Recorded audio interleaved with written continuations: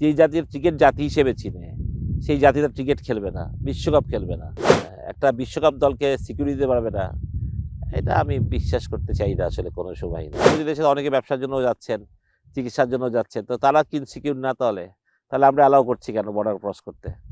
ঠিক তো, এরপর বর্ডার দিয়ে তো অনেক মাল ঢুকছে, মাল বের হচ্ছে, তো ওগুলো বন্ধ করছি না কেন? ওইখান থেকে তো বোমও আসতে পারে। বাট আমি জানি না এটা কূটনৈতিক কি চাল আছে, কূটনৈতিক কি রাজনীতি আছে। বাট আমি খালি এইটুকু বুঝি যে এটা খুবই কষ্টের একটা জায়গা যে বাংলাদেশ বিশ্বকাপ খেলতে যাচ্ছে না। একটা বিশ্বকাপ না খেললে কি হয় এটা সবাই বুঝে, না খেললে কি হবে, এটা আমার বলার দরকার নাই বা আপনার বলার দরকার নেই। তাদের সাথে আসলে আমরা যুদ্ধ ঘোষণা করলাম আইসিসির সাথে, যে আমরা আইসিসি একটা ফান্ড পাই, যাতে রেভিনিউ থেকে শেয়ার করে, যে আমরা শেয়ার থেকে যে ফান্ডটা পাই সেটা কত বড় ফান্ড, সেটা যে যদি আমরা ওয়ার্ল্ড কাপ না খেলি সেক্ষেত্রে প্রথমেই তো আমাদের মনে হয় 500-600 কোটি টাকার একটা ডেফিসিয়েন্সি হয়ে যাবে, এখনই আমরা টাকাটা পাবো না। যদি টু টায়ার হয়, আমরা যদি আমাদের ফান্ড না পাই আইসি থেকে, আমার মনে হয় 2-3 বছর পর কিন্তু বাংলাদেশ ক্রিকেট হবে কি হবে না সেটা একটা প্রশ্ন থাকবে। 15টা ছেলে বাংলাদেশের, আমরা যখন মাঠে যাই আমার সুন্দর বাংলাটা গাই, সেই গাওয়ার থেকে বিরত থাকতে হবে। ফারুক ভাই আছেন, বুল্লু ভাই আছেন, খালেদ মাসুদ পাইলট আছেন, আব্দুল রাজ্জাক রাজ আছেন, আমাদের নাজমুল আবেদিন ফাহিম ভাই আছেন, যারা ক্রিকেটেরই মানুষ, ক্রিকেট ধারণ করে যারা, সত্যি কথা বলতে গেলে ওনাদের সময় আমরা বিশ্বকাপটা খেলতে পারি। জগমোহন ডালমিয়া তখন অনেক বড় হাত ছিল, কিন্তু বাংলাদেশ ক্রিকেট খেলতে হবে। মানুষ এগুলো ভুলে গেলে হবে না, ইতিহাস ভুলে গেলে হবে না। বুলবুল ভাই কি এই দায়িত্বটা নিয়ে পদত্যাগ করা উচিত বলে আপনি মনে করেন? জানেন, এটা ওনার ব্যক্তিগত ব্যাপার, ওনার কতটুকু ওনার বুকে লেগেছে আমি জানি না। আমার বুকে অনেক লেগেছে বাংলাদেশ বিশ্বকাপ খেলবে না, দেশের শত্রু হয়ে গেছে ধরি। তামিম ইকবাল দেশের শত্রু ছিলেন, তামিম ইকবাল ভুলটা কি বলেছেন আমাকে একটু বলেন। একটু ফোটাও ভুল বলেনি, এটা নিয়ে ওনাকে দালালের মতো কথাও শুনতে হয়েছে। আমি বলি এগুলো নিছক একটা প্ল্যান ছাড়া কিছুই না, এটা যারা করছেন একটা সিন্ডিকেটের মাধ্যমে এইসব কাজ করা হচ্ছে, আর কিছু না। But being a board director, ওনার যে একটা রেসপন্সিবল জায়গা, ওই রেসপন্সিবল বাংলাদেশ টিমের একজন সাবেক অধিনায়ককে যদি এরকম কথা বলেন, তো এর থেকে তো আর আমার মনে হয় যে লজ্জার আমাদের আর কিছুই রইলো না। আমরা দালাল কে না কার দালাল, আমরা তো সবাই দালাল। যদি আমি ওইভাবে কথাটা বলি, তো উনি হয়তো বা কারোর দালাল, উনি ওই দালালি থেকে হয়তো এই কথাটা লিখেছেন, ওই তো কারোর দালালি করছেন। তাহলে নিশ্চয়ই সাধারণ মানুষ যারা হয়তো বা বুঝতে পারছেন না, যারা আপনারা হয়তো বা আজকে নাজমুল সাহেবকে সাপোর্ট করছেন, আপনারা একসময় বুঝবেন যে জিনিসটা আসলে ঠিক ছিল না, জিনিসটা ভুল হয়েছিল, হয়তো একসময় বুঝবেন না। আমার মনে হয় না সাকিব আসবে তাড়াতাড়ি।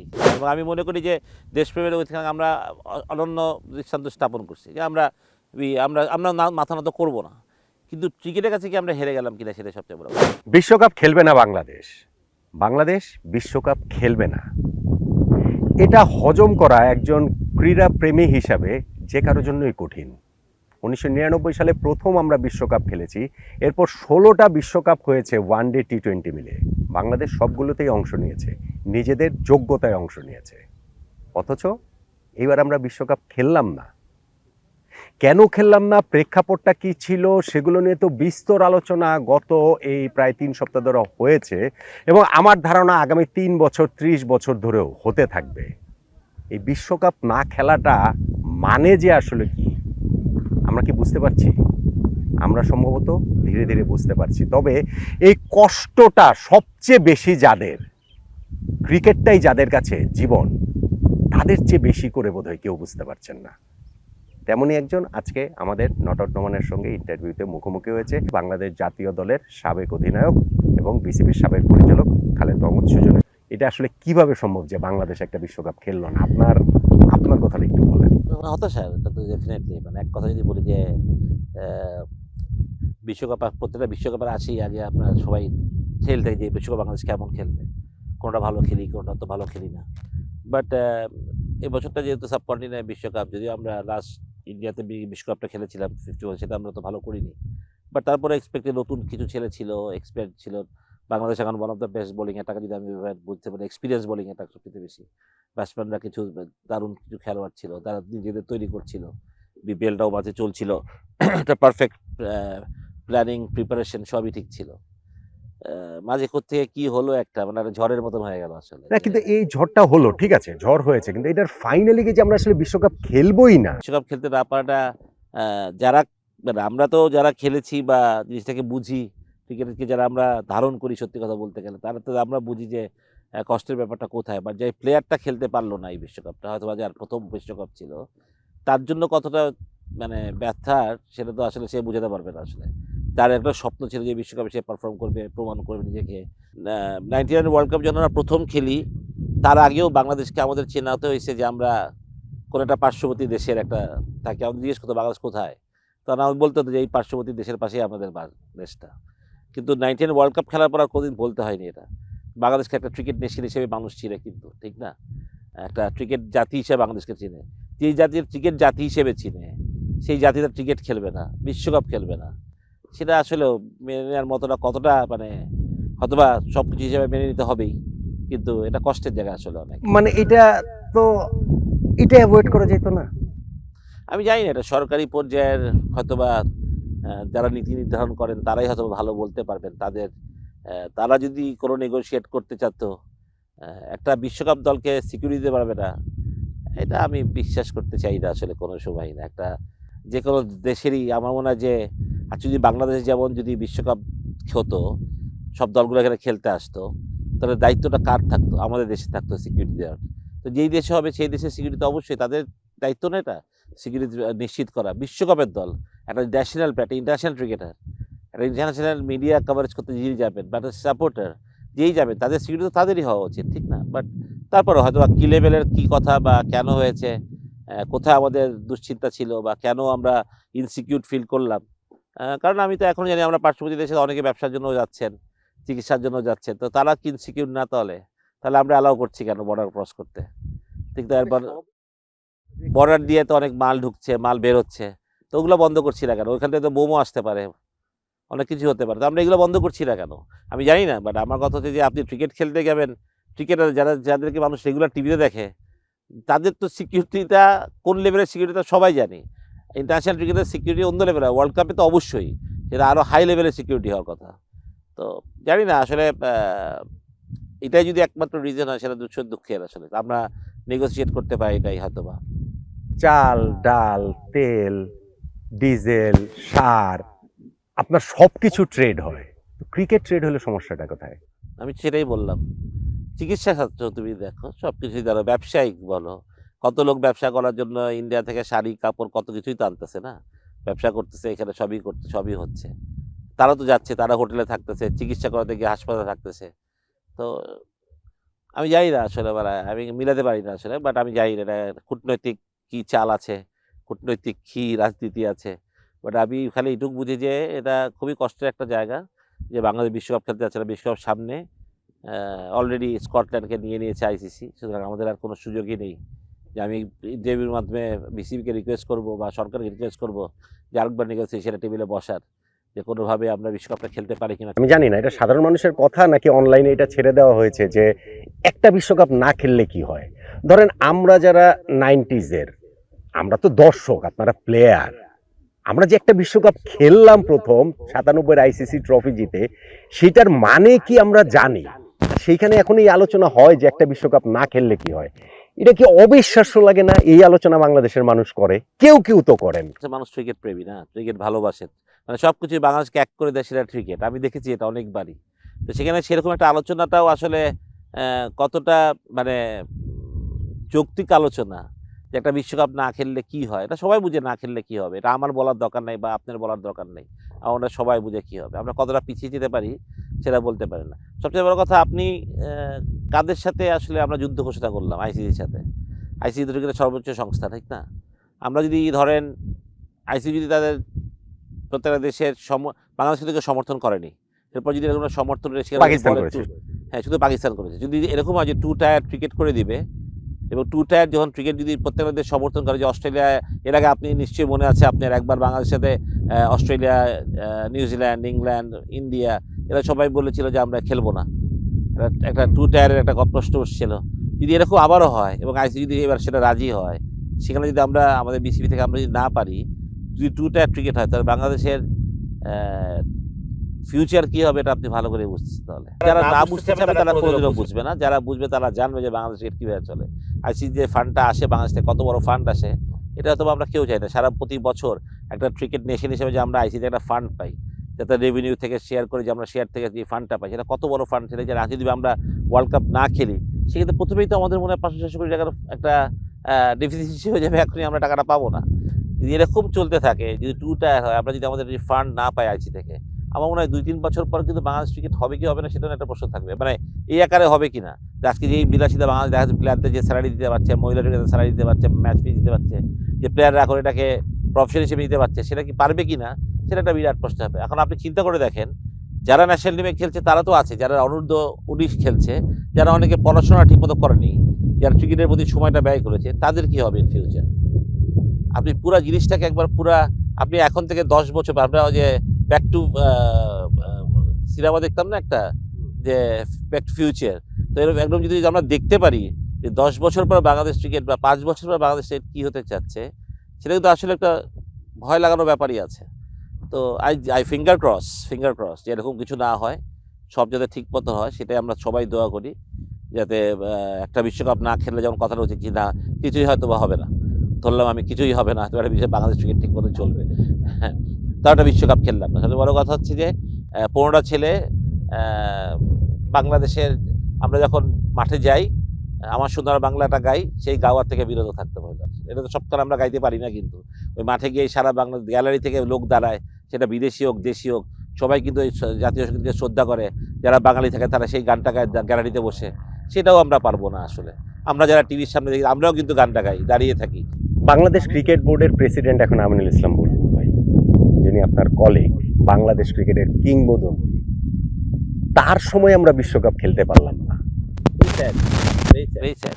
খালি ফারুক ভাই না, কিন্তু বুলবুল ভাই আছেন, ফারুক ভাই আছেন, বুলবুল ভাই আছেন, খালেদ মাসুদ পাইলট আছেন, আব্দুল রাজ্জাক রাজ আছেন, আমাদের নাজমুল আবেদিন ফাহিম ভাই আছেন, যারা ক্রিকেটেরই মানুষ, ক্রিকেট ধারণ করে যারা, সত্যি কথা বলতে গেলে ওনাদের সময় আমরা বিশ্বকাপটা খেলতে পারছি। আমি জানি না, হয়তোবা বিসিবির কিছুই করার ছিল না এখানে, হয়তোবা যদি এটা হয় সেটাও যে সরকারকে হয়তোবা বুঝাতে ব্যর্থ হয়েছে বিসিবি থেকে, সেটাও হতে পারে, বা বিসিবিকে কোনো সুযোগই দেওয়া হয়নি হয়তোবা, সেটাও হতে পারে যে না এটা জাতীয় ব্যাপার, আমরা দেশপ্রেমের ব্যাপার আছে, আমরা ওই দেশে গেলে ইনসিকিউর ফিল করি, ওই দেশে গেলে আমাদের সমস্যা হবে, আমাদের ছেলেরা কে যেটা ঘটনা ঘটে যেতে পারে, আমরা এই সুযোগ দিব না। ঠিক আছে, কিন্তু হিস্ট্রিতে লেখা থাকবে, আমাদের হিস্ট্রিতে যে বুলবুল ভাই, ফারুক ভাই, পাইলট ভাইরা যখন ছিল তখন আমরা ওয়ার্ল্ড কাপ খেলতে পারি নাই। সেটা তো লেখা থাকবে, তখন তো আর এটা হবে না যে সরকারি লেভেল থেকে ক্রিকেট বোর্ড খেলতে পারেনি, বা ক্রিকেট বোর্ড যখন যারা কর্ণধার ছিলেন তাদেরই নামটাগুলো আগে আসবে, সেটা তো খুবই স্বাভাবিক, ঠিক না? বাট আমার মনে হয় যে আমাদের নেগোসিয়েশনটা আমরা কি খুব ভালো করতে পেরেছি কিনা, সেটাও আমার একটা হয় যে কূটনীতিভাবে বা নেগোসিয়েশনগুলো আমরা কতটা ভালোভাবে করতে পেরেছি। বুলবুল ভাই এটা পারলেন না, এটা থেকে আপনি একটুখানি, যেহেতু আপনি তাকে চিনেন গত লেটসে 40 বছর ধরে, আইসিসিতে উনি চাকরি করেছেন এত বছর, এখানে পুরো জিনিসটা হচ্ছে গিয়ে বিসিবিতে উনি আছেন, সরকারের সঙ্গে আলোচনা, আইসিসির সঙ্গে আলোচনা, ধরেন হোস্ট কান্ট্রি হিসাবে ভারতের সঙ্গে আলোচনা, এই পুরো জিনিসটা বুলবুল ভাই করতে পারেননি, এটা তো আমরা এখন দেখতে পাচ্ছি। এইটা কি আপনি একটু একটা গভীর সম্পর্ক থাকার কথা বলবেন, এত বছর আইসিসি চাকরি করেছেন, প্লাস ইন্ডিয়ান ক্রিকেট বোর্ডের সাথে হয়তো তাদের বিসিসিআইর সাথে একটা গুরুত্বপূর্ণ জায়গায় থাকার কথা, কিন্তু উনি থাকা অবস্থায় আমরা বিশ্বকাপ খেলতে পারলাম না, এটা আসলেও একটা ব্যর্থতা ওরাকে নিতে হবে। আর ভোটে যে আমরা 14-1 ভোটে হেরে গেলাম, আগে আমি সবসময় শুনতাম যে আমাদের আগের ভোটে যেটা হতো যে আমরা মোটামুটি বাংলাদেশ ভোট পেয়ে জিতে গেছে, কিন্তু মানে আমি যখন 2 টায়ারের কথাটাই আসলাম যখন আমি, তখন আমার মনে হয় ভোট পেয়ে আমরা জিতে গেছি, যে না 2 টায়ার ক্রিকেট হবে না। এটা বাংলাদেশের একটা দারুণ কূটনীতি ছিল, একটা ক্রিকেট কনস্পিরেসি ছিল তখনকার বোর্ডের তৎকালীন প্রেসিডেন্ট সাহেবের। আমি বলবো যে তার ক্রেডিট ছিল এটা ডেফিনেটলি, যে উনি এই 2 টায়ার ক্রিকেটকে আটকাতে সমর্থন ইয়ে হয়েছিলেন, এবং উনি তখন কী করছিলেন প্রত্যেকটা দেশের, হ্যাঁ পাওয়ার ভাই যেটা করেছিলেন যে প্রত্যেকটা দেশের ক্রিকেট বোর্ডের প্রেসিডেন্টের সাথে কথা বলে নেগোসিয়েশন করে হি মেক দেম আন্ডারস্ট্যান্ড যে না বাংলাদেশকে কেন দরকার। তো এই প্রথম আমি বললাম যে আমরা 14-1 বা যেই ভোটই হোক এত বড় ব্যবধান হারলাম, যে কেউ আমাদেরকে ভোট দেয়। ইভেন যখন আমরা টেস্ট স্ট্যাটাস পাই, সত্যিকার অর্থে বাংলাদেশ ক্রিকেট অবকাঠামো আমরা তো আসলে প্রস্তুত ছিলাম না, বা আমাদেরকে নাই দিতে পারতো, সেখানেও তো আমরা ভোটাভুটিতেই জিতে এসেছি, জিতে টেস্ট স্ট্যাটাস পেয়েছি। অবশ্যই, এবং আমি তখন বলি যে জগমোহন ডালমিয়া তখন অনেক বড় হাত ছিল, কিন্তু বাংলাদেশ ক্রিকেটকে তখন মানুষ এগুলো ভুলে গেলে হবে না, ইতিহাস ভুলে গেলে হবে না, ইতিহাস মনে রাখতে হবে, আসলে অনেক সময় ইতিহাসের কথা মনে রাখতে হবে। তো যাই হোক, আমি এসব কথা বলতে চাই, আমি আমার কাছে সবার মতন, আপনার মতন, আমার মতন, সারা দেশের মানুষের মধ্যে দেশপ্রেম আমাদের সবার আছে। বাংলাদেশ আমাদের দেশ, বাংলাদেশকে আমরা সবার আগে রাখবো।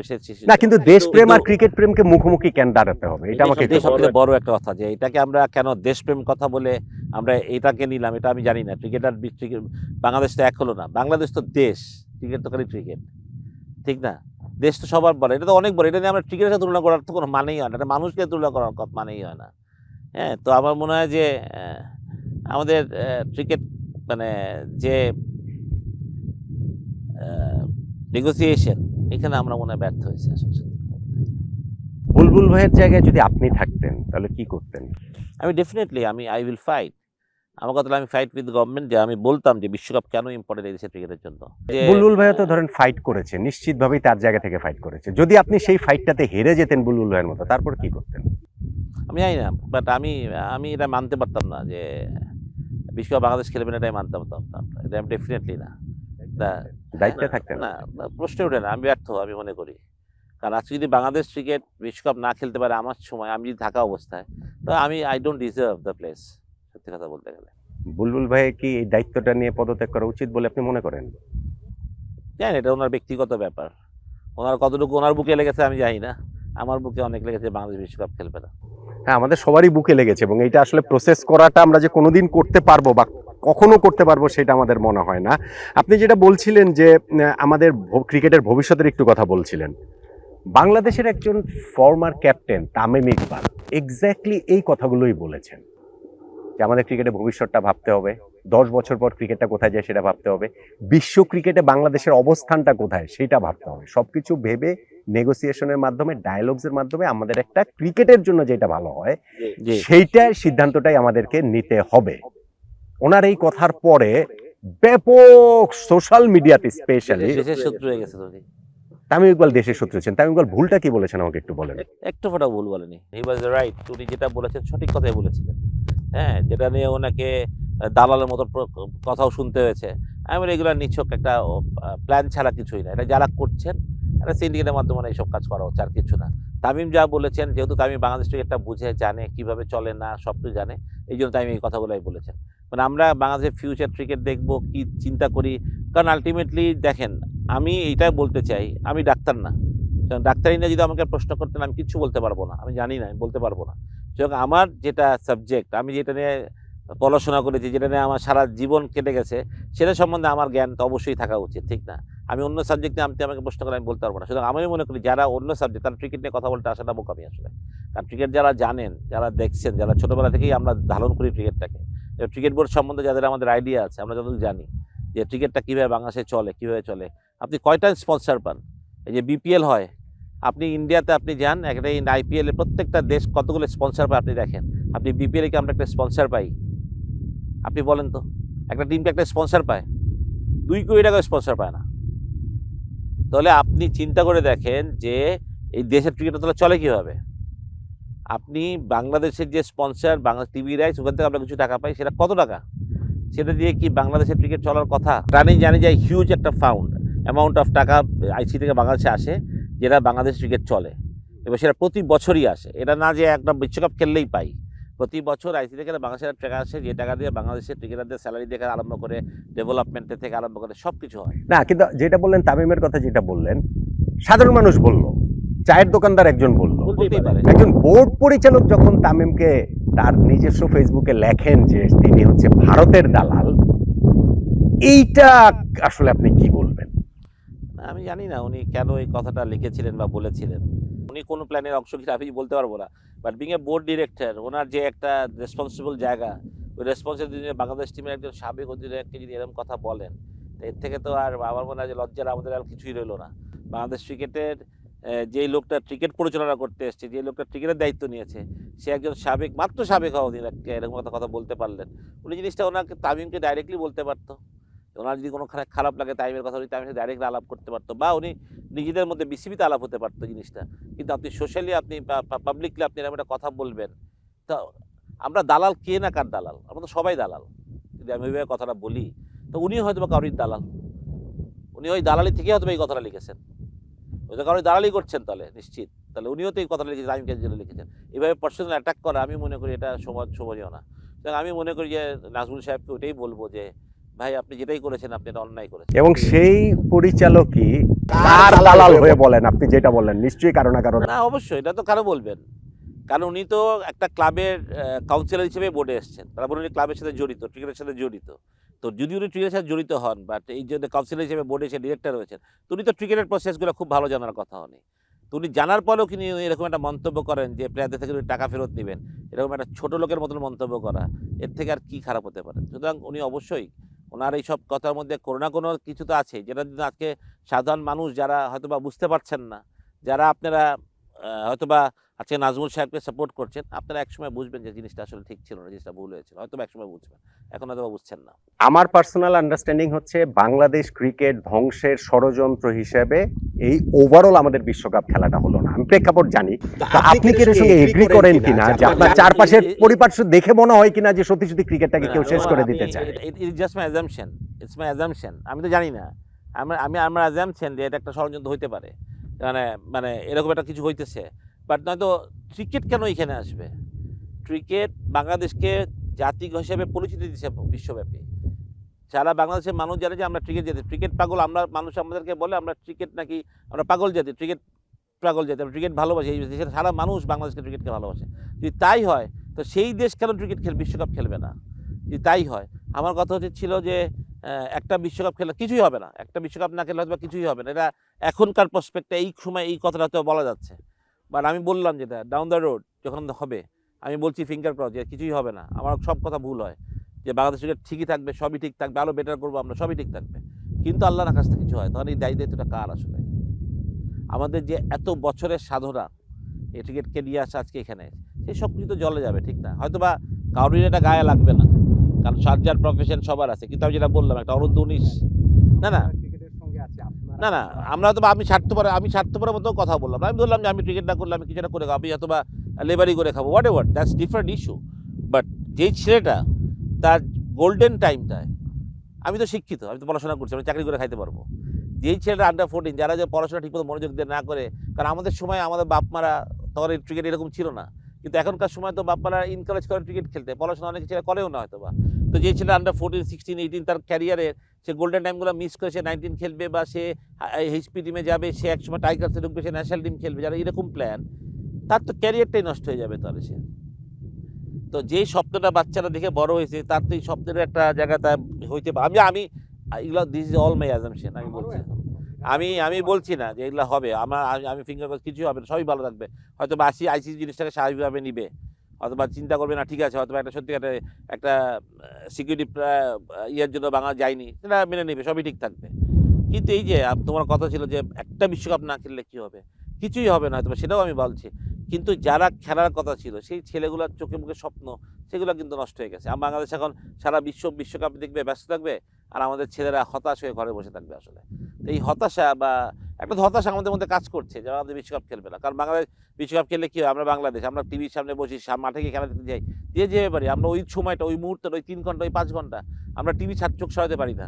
বাংলাদেশ হারুক, আমরা যদি দেখা যায় লাস্ট বলে 50 রান লাগবে জিততে বাংলাদেশ, তারপরে লাস্ট বলটা দেখেই খেলা টিভিটা বন্ধ করি, কারণ আমাদের দেশ, আমাদের ভালোবাসা, ঠিক না?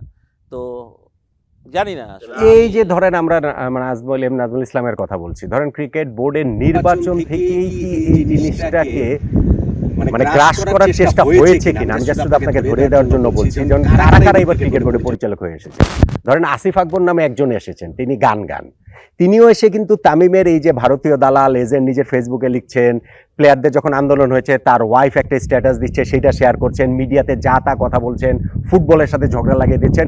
ক্রিকেট বোর্ড ডিরেক্টরের পদটা হয়ে গেছে এখন মানে পাড়ার মাস্তান রংবাজদের মতো হয়ে গেছে। তো এই প্ল্যানিংটা কি এগুলো দেখে কি সব মনে হয় না যে তারাই আসলে, আমি ধরে নিলাম আমাদের বুলবুল ভাই, ফারুক ভাই, পাইলট ভাই, রাজ, তারা আসলে এটা করতে চায়নি, কিন্তু তাদের দিকে আসলে এদের ট্র্যাপে পড়েই তাদের ওই দিকে চলে যেতে হচ্ছে। এগুলো নিয়ে বলতে পারবো না, বাট ইলেকশন তো যে ফেয়ার অ্যান্ড স্কোয়ার ছিল না, সেটা সবাই জানে। মানে আমি তো জানি না, বিকজ আমি তো ক্রিকেট বোর্ড যখন রিজাইন করি আমি তো বোর্ডের কাউন্সিলারই হই নাই। মানে আমার এটা নিয়ে, কারণ যেই মানে ভালো কিছু আমি জানি না, লাস্ট 12 বছর যখন আমি ছিলাম, আমি ট্রাইড মাই বেস্ট ভালো কিছু করার জন্য, এবং যেটা সাকসেস আমি নিজেই বলবো যে অবশ্যই আছে, আমার অনেক সাকসেস আছে। কিন্তু তারপরে যখন আমাকে অনেক গালমন্দ শুনতে হয়, কারণ আমি এই জন্য ক্রিকেটের বোর্ডের কাজে, আমি ক্রিকেট আমার প্রাণ, এটা নিয়ে আমি থাকতেই চাই। আমি সারা জীবন আমার মরার আগ পর্যন্ত আমি যারা ক্রিকেট মাঠেই মরি, সেটাই আমি স্বপ্ন দেখি, আমার সোজা কথা হলে এটাই। কিন্তু মেন কথা হচ্ছে যে ক্রিকেট বোর্ডে আর যাওয়ার ওই রকম মাথা ছিল না বলে আমি কাউন্সিলারও হইনি। কিন্তু আমি যতটুকু শুনেছি, জেনেছি, বা মানুষের মুখে শুনি, কারণ কম্পিউটার খুব ছোট, কথা সব শোনা যায় যে কতটা ফেয়ার অ্যান্ড স্কোয়ার হয়েছে ইলেকশন, সেটা সত্যি কথাই। বাট নেভারদারলেস আমি সেটাই বলবো যে আমরা সবাই ক্রিকেটকে ধারণ করি, বাংলাদেশ ক্রিকেট এগিয়ে যাবে সেটাই চিন্তা করি। যেই ভুলটা হয়ে গেছে সেটা তো শুদ্ধোধন নাই। আমি এখন হাজার চিল্লালেও বাংলাদেশ বিশ্বকাপ খেলতে পারবে না, ঠিক না? এটা অলরেডি ডিসাইডেড। সুতরাং সরকার থেকে অবশ্যই তারা যে ডিসিশন নিয়েছে সেটা হয়তোবা সেটা আক্ষরিক অর্থে এই রাইট ডিসিশনটাই নিয়েছেন। বাট ইন ফিউচার এই ডিপ্লোম্যাসিগুলো আমাদের আগে থেকে করা উচিত আসলে। 40 বছর আপনি ক্রিকেটের সঙ্গে আছেন, এইরকম ক্রিকেট বোর্ড কখনো দেখেছেন? এরকম বলতে এরকম অযোগ্য লোকদের দিয়ে গঠিত ক্রিকেট বোর্ড? এই প্রথম আমি একটা ক্রিকেট বোর্ড আমি চিনি না, মানে আমি দেখি নাই, খুব কম লোককে আমি দেখি। আমি চিনি, আমি প্লেয়ারদের নাম বললেন আমি চিনি কিছু লোক, কিন্তু যেটা হয় কি যে 25 জন হলে হয়তো বা 24 জনকে 23 জনকে চিনি, 1-2 জনকে চিনি না, এরকম হতে পারে, যারা হয়তো বা ডিভিশন ডিস্ট্রিক্ট থেকে আসতেন, হয়তো তাদেরকে কম দেখা হতো, কিন্তু ম্যাক্সিমাম লোককে চিনতাম। কিন্তু এই প্রথম একটা ক্রিকেট বোর্ড হয়েছে যেখানে অনেক লোককে চিনে, যারা নতুন করে চিনতে হচ্ছে, যে না ক্রিকেট বোর্ডের ডিরেক্টর বা এদের ক্রিকেট কী ব্যাকগ্রাউন্ড। বললাম না, আপনি যদি কি বলবো, মুচির হাতে অপারেশন করতে নেন, ডাক্তারের ওটি টেবিল নেন, তার তো প্রবলেম হবেই, প্রবলেম হওয়ারই কথা। যেই দিন বাংলাদেশ বিশ্বকাপে খেলতে গেল না, সেই দিন বাংলাদেশ ক্রিকেট বোর্ডের মিটিংয়ে ডিসিশন হলো সাকিব বাংলাদেশের হয়ে আবার খেলবে। না, আমার মনে হয় না সাকিব আসবে তাড়াতাড়ি। আমার মনে হয় এটাও জানি না, জাতীয় নির্বাচনটা খুবই সন্নিকটে, সেটার উপরে ডিপেন্ড করবে হয়তো অনেক কিছুই। বাট যেটাই হোক, কিন্তু বোর্ডের ডিসিশনটা স্টান্টবাজি কিনা? হয়তো বা ডেফিনেটলি, কারণ এখন তো আসবেই না সাকিব, ইলেকশন খুব সন্নিকটে, বাংলাদেশ ওয়ার্ল্ড কাপ খেলবে না, তার সাকিব আসবে কি করতে এই দেশে এখন? খামাখাতি খেলা তো নাই, যেমন প্রিমিয়ার লিগ, বিপিএল শেষ, প্রিমিয়ার লিগের কোনো সামনে কোনো সুযোগ নেই বিফোর দ্য ইলেকশন, তখন সাকিব কেন আসবে এই মুহূর্তে? সেটা অবশ্যই এই মুহূর্তে এই কথাটা বলা নিছক আর কি বোকামি ছাড়া কিছুই না আসলে। আপনাদেরকে বোকা ভাবছে আসলে, সেটাই ওনারা বেশি চালাক, এটাই সবচেয়ে বড় কথা। অবশ্যই চালাক, তাহলে ক্রিকেট বোর্ড আছে খেলতে।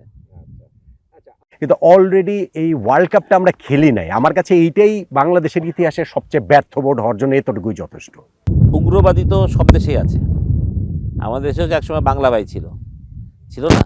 আর বাংলা ভাই যদি ফোন করে বলে যে আজকে এটা করলে ঢাকা শহরের শ্যারাটন রোডে উঠে দেওয়া হবে, তাই বলে আপনি এটা করবেন না? আপনি সেটাই বিশ্বাস করবেন? তাহলে আপনি উগ্রপন্থীকে আশ্রয় দিচ্ছেন আর কি, জিনিসটার কথাটা দেখুন দাঁড়াচ্ছে না। তা আমার কথা হচ্ছে থ্রেট থাকবেই, তো সারা ওয়ার্ল্ড ওয়াইড থ্রেট আছে। ইন্ডিয়া পাকিস্তান অনেক আগে থেকে তাদের একটা লিখিতই ভারতে আছে যে ইন্ডিয়া পাকিস্তান যাবে না, পাকিস্তান ইন্ডিয়াতে আসবে না। তারা তো খেলা হয় না, দুবাইয়ে খেলে, এখানে খেলে, সেখানে খেলে, তাদের তো খেলা হয়। আমাদের তো এরকম একটা টার্মস অ্যান্ড কন্ডিশন নাই ইন্ডিয়ার সাথে যে আমরা তোমাদের দেশে আমরা, তোমরা আমাদের দেশে আসবে না, ঠিক আছে? কিন্তু এটার ওয়ার্ল্ড কাপটার উপর আপনি একটা টার্মস অ্যান্ড কন্ডিশনে যেতেন যে আমরা ইন্ডিয়ার সাথে এখন আমরা আরেকটা দেশ, আমাদের পার্শ্ববর্তী যাদের লাগোয়া দেশ, তাদের সাথে আমরা সবচেয়ে বড় শত্রুতামি জায়গাটা হবে যেখানে আমরা যাবো না খেলতে, তারা আসবে না খেলতে, সেটা হইতে পারতো পরে, একটা নেগোসিয়েশন হইতে পারতো পরে। কিন্তু বিশ্বকাপের এই সময়টা কেন এত কম সময়ের মধ্যে কেন? দেশ সবার আগে, এটার উপরে কোনো নাই। এবং সে যেই দেশ যদি আমার জন্য ক্ষতিকর হয়, তো অবশ্যই আমাদের হয়তো বা শক্তি কম, তারপর আমরা তার সাথে যুদ্ধ করতে রাজি আছি, সবই ঠিক আছে, দেশের কথা সবই ঠিক আছে। বাট আমি জানি না এই মুহূর্তেই হইল কেন, এই ঠিক বিশ্বকাপের আগে হইল কেন, এই সময় হইতে হইলো কেন? যেটা যেতে বাংলাদেশ বিশ্বকাপ পারলো না, পুরোটা ছেড়ে যেতে পারলো না, একটা দেশ আমরা বিশ্বমঞ্চে আমাদের পতাকা পথ করে উঠলো না, আমরা জাতীয় সঙ্গীত গাইতে পারলাম না, দেশপ্রেম তো আমাদের ওখানেও আছে না? আমার লাস্ট প্রশ্ন, বাংলাদেশে বিশ্বকাপ না খেলার যে সম্ভাব্য ক্ষতির আশঙ্কা আমরা করছি, সেরকম কিছু প্রবল আশঙ্কা কি আপনিও করছেন কিনা? না, একদিক থেকে তো আমরা জিতছি, এটা বলতে আমাদের এথিক্সে তো আমরা স্ট্রং ছিলাম যে আমরা যাবো না, খেলবো না, ওই দেশে পার্শ্ববর্তী দেশে আমরা যাবো না, এটা we are strong, we done that. এবং আমি মনে করি যে দেশপ্রেমের ওইখানে আমরা অনন্য দৃষ্টান্ত স্থাপন করছি যে আমরা মাথা নত করবো না। কিন্তু ক্রিকেটের কাছে কি আমরা হেরে গেলাম কিনা, সেটা সবচেয়ে বড় কথা। কারণ আপনি যার সাথে লড়লেন, আইসিসি, সে ক্রিকেটের সর্বোচ্চ সংস্থা, এবং সেই সংস্থাটা চালায় আনফর্চুনেটলি ওই পার্শ্ববর্তী দেশের অনেক লোক ইনভলভ ওই সংস্থাটার মধ্যে, আমাদের কেউ ইনভলভ না। কিন্তু বুলবুল ভাই ছিলেন, উনি এখন দেশের প্রেসিডেন্ট। তো তারা যদি চায় যে আমাদের ক্ষতি করবে, তারা পারবে, অনেকভাবেই পারবে। এবং সেটা যদি তারা করে, ভিন্ডিকটিভভাবে যদি ক্ষতি করে, তাহলে উইদিন ফিউ ইয়ার্স হয়তো বা যেহেতু আমাদের ফান্ড আছে এখন একটা ভালো, চোখে পড়বে না, এই ফান্ডটা শেষ হতে রাজার ভান্ডারও তো ফুরায়, তো রাজার ভান্ডার যখন আস্তে আস্তে কমবে, তখন কিন্তু আপনি দেখতে পারবেন যে আস্তে আস্তে হয়তো বা, কারণ আপনি এখন যেই টাকাটা পাচ্ছেন রেভিনিউ থেকে, আইসিসি থেকে, সেই টাকাটা যদি কমে অর্ধেকের থেকে আরও অর্ধেক হয়ে যায়, তখন কিন্তু আলটিমেটলি আপনার দেশের ক্রিকেটে উন্নয়নের, কারণ আপনি ডেভেলপমেন্টে যেতেই হবে, আপনি উন্নয়ন, আপনার স্ট্রাকচার ডেভেলপমেন্ট, উন্নয়ন, প্লেয়ারদের স্যালারি, কোচদের স্যালারি, সবার অফিস স্টাফদের স্যালারি, এগুলো আপনি কোথেকে দিবেন এত টাকা? আপনি ক্রিকেট পরিচালনা করা, আপনি তো খালি ক্রিকেট খেলা, আপনি প্লেয়ার খেলেন একটা, আপনি খালি প্লেয়ার, ওটার সাথে আম্পায়ার থাকে, স্কোরার থাকে, কতজন থাকে, তাদের সবাই এখানে হয়তো বা চাকরি আছে, ক্রিকেট বোর্ডে এত লোকের চাকরি আছে, তাদের চলবে কীভাবে? একটা ক্রিকেট চালাতে গেলে তো সময় লাগে, বোর্ডের যতই টাকা থাকুক। আমরা যে এই ফান্ডটা তৈরি হয়েছে কীভাবে, এই 1350 টাকা কথা যে আমরা বলি, এটা কীভাবে? এটা কি জমি বিক্রি করে হয়েছে? এ তো আইসিসি ফান্ড জমি এরকম আজকে একটা ফান্ড ডেভেলপ হয়েছে না, প্লাস আমাদের স্পন্সার্স। তা আমরা যদি ধরেন, যখন আমরা অস্ট্রেলিয়া, ইংল্যান্ড বা বড় দলদের সাথে খেলবো না, তখন তো স্পন্সরও আসবে না। জিম্বাবুয়ের সাথে খেলা কি আপনি স্পন্সর পান? আপনি পাবেন না। তো আপনি যদি ইউইর সাথে খেলেন, আপনি স্পন্সর পাবেন। যদি ইনকেস আমরা 2 টায়ার টিম 2টা টায়ার করে দেয় এবার বাংলাদেশ যদি নিচে নেমে যায়, তাহলে বাংলাদেশ ডেফিনেটলি, আমার মনে হয় যে রেভিনিউ কালেকশন অনেক হারে কমে যাবে, আমাদের স্পন্সর কমে যাবে। তখন রবি, গ্রামীণ ফোন যারাই আমাদের স্পন্সর করেছে, তারাও বলে ভাই তোমরা এখন আর এই টায়ারে খেলো না যে তোমাদেরকে আমার 40 কোটি টাকা দিতে হবে, তখন তোমরা আমরা 4 কোটি টাকা দেবো ভাই। তাহলে আপনাকে ওই টাকা নিয়েই কাজ করতে হবে হয়তো বা। তা আমি এগুলো আবার সব অ্যাজাম্পশন, ইটস নট যে এটাই রাইট হবে। আমার ফিঙ্গার ক্রস যাতে সব রং হয়, একটা বিশ্বকাপ আমরা খেলি নাই, আমরা হয়তো মেনে নিবে আইসিসি যে ঠিক আছে, ভ্যালিড কিছু রিজনস ছিল যেন বাংলাদেশ আসেনি খেলতে, এবং আমরা ইনশাল্লাহ পরে যখন বিশ্বকাপ হবে, অন্য দেশে হবে, তখন বাংলাদেশ আবার খেলবে, আবার যাবে, তারা কোনো ঝামেলা করবে না, যেভাবে ক্রিকেট চলছিল সেভাবে চলবে। ক্রিকেট যাতে বেঁচে থাকে, ক্রিকেটাররা যাতে আরও পূর্ণ উদ্যমে খেলে, আমরা যেটা চাই বাংলাদেশ একদিন বিশ্বকাপ ট্রফি উঁচা করে ধরবে, সেই জিনিসটা আমার দেখার ইচ্ছা। আমার বেঁচে থাকা অবস্থায় আমি চাই যে একবার হলে দেখে চাই যে বাংলাদেশ বিশ্বকাপ ট্রফি উঁচে দিয়েছে।